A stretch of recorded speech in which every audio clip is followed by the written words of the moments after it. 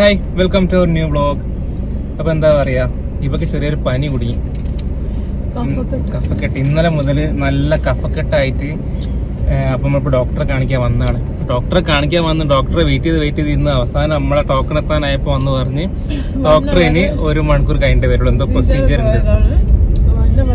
അപ്പോൾ നിങ്ങൾ എന്തെങ്കിലും ഫുഡൊക്കെ കഴിക്കാണ്ട് കഴിച്ചു പോരി, കാരണം അത്യാവശ്യം നല്ല ലേറ്റ് ആവുമെന്ന് പറഞ്ഞു. അപ്പൊ നമ്മങ്ങനെ ഫുഡ് കഴിക്കാൻ ഇറങ്ങിയതാണ്. സാധാരണ നമ്മള് അവിടുത്തെ ക്യാൻറ്റീനിലാണ് പോലും, പക്ഷെ ഈ പ്രാവശ്യം അവിടെ പോയില്ല, കാരണം അവിടുത്തെ ക്യാൻറ്റീനില്ലേ ഭയങ്കര ഒരു എന്താ പറയാ ബാഡ് ആയിട്ടുള്ള എക്സ്പീരിയൻസ്. കഴിഞ്ഞ പ്രാവശ്യം നമ്മൾ അവിടുത്തെ ക്യാൻറ്റീനിൽ പോയിട്ട് നമുക്ക് ഭയങ്കര ബാഡ് എക്സ്പീരിയൻസ് കിട്ടി. നമ്മളെ അമ്മന്റെ മേത്തൊക്കെ കറി ഇങ്ങനെ കറിയൊക്കെ സോറി പോലും പറഞ്ഞില്ല. അത് മാത്രല്ല, ഫുഡിന് ചോറ് ഓർഡർ ചെയ്തിട്ട് ഉപ്പേരില്ല, പപ്പടം ഇല്ല, വെറും ചോറ്. അങ്ങനെ കുറെ ബാഡ് എക്സ്പീരിയൻസ് കിട്ടിയും കൂടെ നമുക്ക് കാറെടുത്ത് നമ്മൾ പുറത്തിറങ്ങിയതാ. ഇവിടെ എത്തിയപ്പോഴും നല്ല തിരക്കും. അവസാനം നമ്മൾ ഓർഡർ ചെയ്തിട്ട് നമുക്ക് മാത്രം കൊടുത്തിരുന്നില്ല. ഓരോ സംഭവം കാണിച്ചു ഞാൻ. ഇതെങ്ങനെ ബോട്ടില് നമ്മള് എന്താ പറയാ, ഭയങ്കര പിൻട്രസ്റ്റി ആയിട്ടുള്ള സാധനം കണ്ടപ്പോൾ ഞാൻ നമ്മൾക്ക് ഓൺലൈൻ ഓർഡർ ചെയ്ത് കൊടുത്താ. സംഭവം നല്ല രസമല്ലേ കാണാന്. നമ്മൾ ഇതിന് മുമ്പ് വേറൊരു ബോട്ടിൽ വാങ്ങിച്ചിരുന്നു. അപ്പോൾ ഇത് കണ്ടപ്പോൾ നല്ല ഇഷ്ടപ്പെട്ട്. എന്താ പറയുക, ഇതിന്റെ ഒരു ഗുണം എന്താ വെച്ചിട്ടുണ്ടെങ്കിൽ, ഇപ്പൊ നമ്മൾ ഈ സമയത്ത് കുറച്ച് ഐസും കട്ടൊക്കെ ഇട്ട് വെച്ചിട്ടുണ്ടെങ്കിൽ എന്താ പറയുക, തണുപ്പ് കുറേ നിൽക്കും.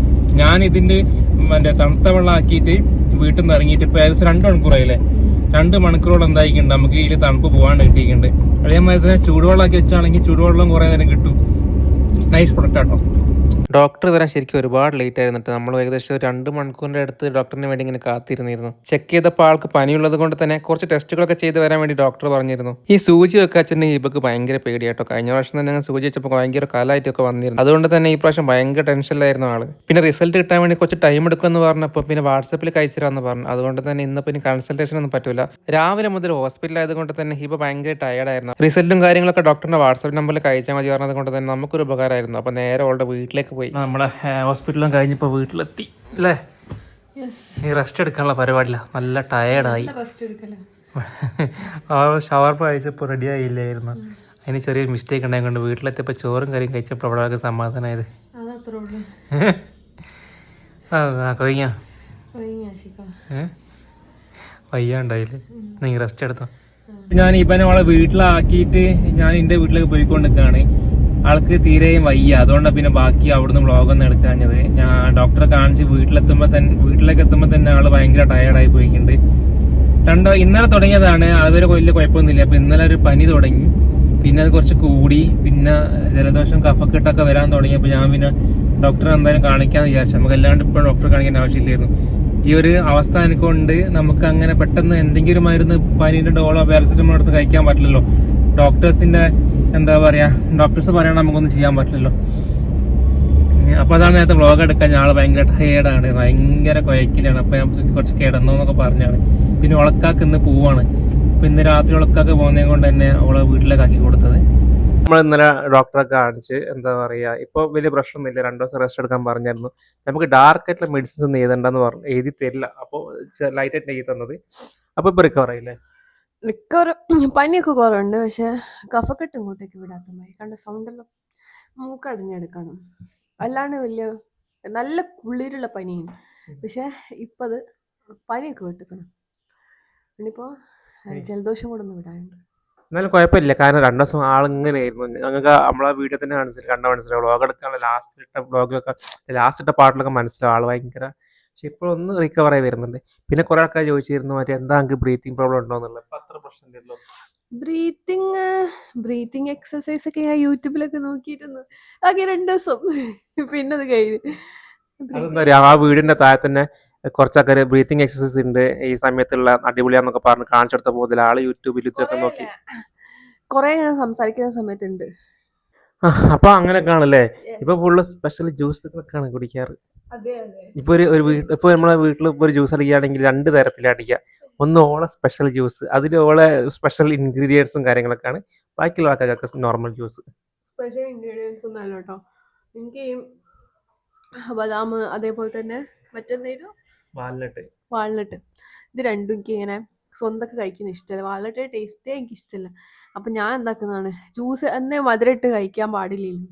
ഈ ഒരു ടൈമിൽ നമുക്ക് മധുരം എത്രത്തോളം മാക്സിമം കുറയ്ക്കാൻ പറ്റുമോ അത്രത്തോളം കുറയ്ക്കണമല്ലോ. പിങ്കിങ് ആണെങ്കിൽ ഇങ്ങനെ ഇടയ്ക്കിടയ്ക്ക് ചോക്ലേറ്റ് ഒക്കെ തിന്നാൻ തോന്നും. ആ സമയത്തേക്കുള്ള മധുരത്തിന് ഞാൻ കുറച്ചവിടെ വെക്കും. അപ്പോൾ ബാക്കി എന്ത് സാധനമാണെങ്കിലും മധുരമാണ്. ജ്യൂസ് കണ്ട കഷ്ടപ്പെട്ട് കുടിക്കാം മധുരമാണ്. ഇതിൽ കണ്ട മറ്റേത് ഡേറ്റ്സ് ഇട്ടതേനു.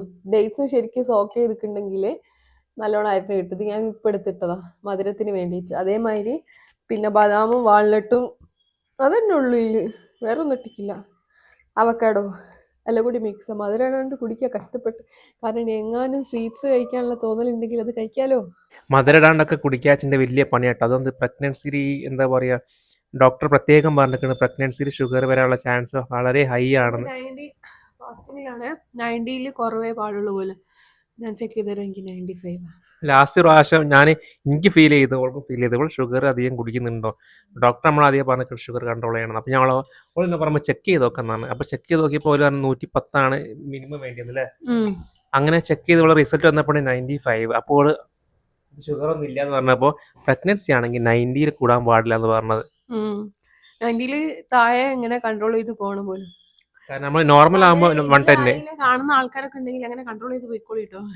സാധാരണ എല്ലാവരും പറയും 110 ആണ്. അപ്പം നമ്മൾ നമുക്ക് ഷുഗർ ഒന്നും ഇല്ല എന്ന് പറഞ്ഞ് നടക്കണ്ട. കാരണം പ്രഗ്നൻസി 90ൻ്റെ മുകളിൽ വരാൻ പാടില്ല. കാരണം അത് ഭയങ്കര സീനാണ്. 90ൻ്റെ താഴത്ത് കൺട്രോൾ ചെയ്ത് കൊണ്ടുപോകണം. കാരണം പ്രഗ്നൻസിയിൽ ഷുഗർ വന്നാൽ പിന്നെ പോകില്ല അല്ലേ. അതെ, അങ്ങനെയൊക്കെ പറയുന്നുണ്ട്. അതുകൊണ്ട് തന്നെ ആള് ഇപ്പൊ ജ്യൂസിലൊന്നും മധുരമാണ് കഷ്ടപ്പെട്ട് കുടിക്കുന്നതാണ്. അപ്പോൾ എന്താ പറയുക, അപ്പം നമ്മൾ കുറേ ആൾക്കാർ മെസ്സേജൊക്കെ ചോദിക്കാറുണ്ട്. ഇപ്പോൾ ഹെൽത്തൊക്കെ ഓക്കെയാണ്, നമ്മളൊക്കെ ഇങ്ങനെ സ്നേഹിക്കുന്നതിനൊക്കെ ഭയങ്കര സന്തോഷം കേട്ടോ. അപ്പോൾ നമ്മളെ ഇനി നിങ്ങൾ ചോദിക്കേണ്ട, അതുകൊണ്ട് ഈ വീഡിയോ തന്നെ രണ്ടും ഉൾപ്പെടുത്തിയത്. അപ്പോൾ എങ്ങനെ ഉണ്ടെന്നുള്ളത് ഇപ്പം കുഴപ്പമൊന്നുമില്ല. കുറച്ച് പെട്ടെന്ന് വന്നായിരുന്നു. പെട്ടെന്നൊരു പനി ഇത് വന്നപ്പോൾ നമ്മൾ പിറ്റേന്ന് തന്നെ നമ്മൾ റെഗുലറായിട്ട് കാണിക്കുന്ന ഡോക്ടറുണ്ട്. അപ്പം വേറെ എവിടെയും കാണിക്കില്ല. കാരണം അവിടെ കാണിച്ചപ്പോൾ ഡോക്ടർ പറഞ്ഞ് ടെസ്റ്റും കാര്യങ്ങളൊക്കെ ചെയ്തപ്പോൾ പറഞ്ഞ് ചെറിയൊരു ഇൻഫെക്ഷൻ ഉണ്ട്, അപ്പോൾ മെഡിസിൻ ചെയ്ത് തന്നെ ഇൻ കേസ് മാറിയിട്ടില്ലെങ്കിൽ വേറൊരു ഡോക്ടറെ കാണിച്ചാൽ മതി എന്ന് പറഞ്ഞില്ലേ. അല്ല, ഒരു 2 ദിവസം കൊണ്ട് മാറിയിട്ടില്ലെങ്കിൽ ഒന്നുകൂടി കാണിക്കാം. അത് അവിടെ തന്നെ കാണിക്കണമെന്നും ഡോക്ടേഴ്സ് പറയില്ലല്ലോ, അതായിരിക്കും. അപ്പോൾ ഇപ്പം പ്രശ്നമൊന്നുമില്ല. 2 ദിവസം കഴിഞ്ഞ് വലിയ കുഴപ്പമൊന്നുമില്ലാണ്ട് പോകുന്നുണ്ട്. അപ്പോൾ റാഹത്തായി പോകുന്നുണ്ട്. അപ്പോൾ നിങ്ങളെ ദുആ ഒക്കെ ചെയ്യാൻ ഇല്ലാണ്ട് പോകാനൊക്കെ അല്ലേ. അപ്പോൾ അത്രേ ഉള്ളൂ അല്ലേ.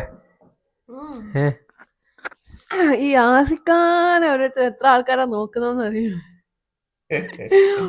ആശിക്കാരൻ താടി നീളുമ്പോഴേക്ക് ആശിക്കാനെക്കാളും മുന്നേ ഓരോരുത്തർ കമന്റ് ചെയ്യും. ഇവിടെ ഇപ്പൊ എന്നെ പറഞ്ഞില്ല, എനിക്ക് റീസെന്റ് ആയിട്ട് വരാണ് മെസ്സേജ്, ആ താടിയും മുടിയൊക്കെ ഒന്ന് വെട്ടി വൃത്തിയിൽ നടന്നൂടെ. അതന്നെ കണ്ടപ്പോ എനിക്ക് ഭയങ്കര സന്തോഷവും. കണ്ടപ്പോൾ ഭയങ്കര സന്തോഷം പോലും. ഇത് ഞാനൊന്ന് പിന്നെ ഞാനത് പറഞ്ഞത് കൊണ്ട് മാത്രമല്ല, ഞാനും വിചാരിച്ചൊന്ന് താടിയും മീശയൊക്കെ ഒന്ന് വെട്ടിക്കാണാന്ന്. അപ്പൊ ഞാൻ പോയിട്ട് പെരുന്നാളിന് മുന്നേ എന്നോട് പറഞ്ഞിട്ടേ പോയി ഒന്ന് റെഡിയാക്കി വരാന്നിട്ടോ. പിന്നെ ഞാൻ പെരുന്നാളിലന്ന് ഞാൻ നോക്കുമ്പോ അങ്ങനെ തന്നെ. അപ്പൊ ഞാൻ ചോദിക്കാൻ പോയില്ല, മറന്നുപോയോ അല്ലേ. അതൊന്നല്ല, ഞാൻ ഒരാഴ്ച മുമ്പോളം പറഞ്ഞപ്പോൾ ഇപ്പം വേണ്ട, കുറച്ചുകൂടി കഴിഞ്ഞിട്ടാക്കിയാൽ മതി എന്ന് പറഞ്ഞു. അപ്പോൾ പിന്നെ ഞാൻ പെരുന്നാൾ തലേന്നത്തെ തിരക്കിലായി ആക്കാൻ പറ്റിയിട്ടാ. എന്നാലും നിങ്ങൾ നോട്ട് ചെയ്ത് പറഞ്ഞത് എന്നോട് താടിയും മുടിയൊക്കെ വൃത്തിയാക്കി നടക്കാൻ. അപ്പോൾ എന്തായാലും ഞാൻ വൃത്തിയൊക്കെ ആക്കിയിട്ടുണ്ട്. നിങ്ങൾ പറഞ്ഞത് കൊണ്ട് മാത്രമല്ല കേട്ടോ, ഞാനും എനിക്ക് തോന്നിയത് കൊണ്ടാണ്. അപ്പോൾ അത്രേ ഉള്ളൂ അല്ലേ. നമുക്ക് കൂടുതൽ വിശേഷങ്ങളുമായി അടുത്തൊരു വ്ളോഗ് കാണാം. ബൈ.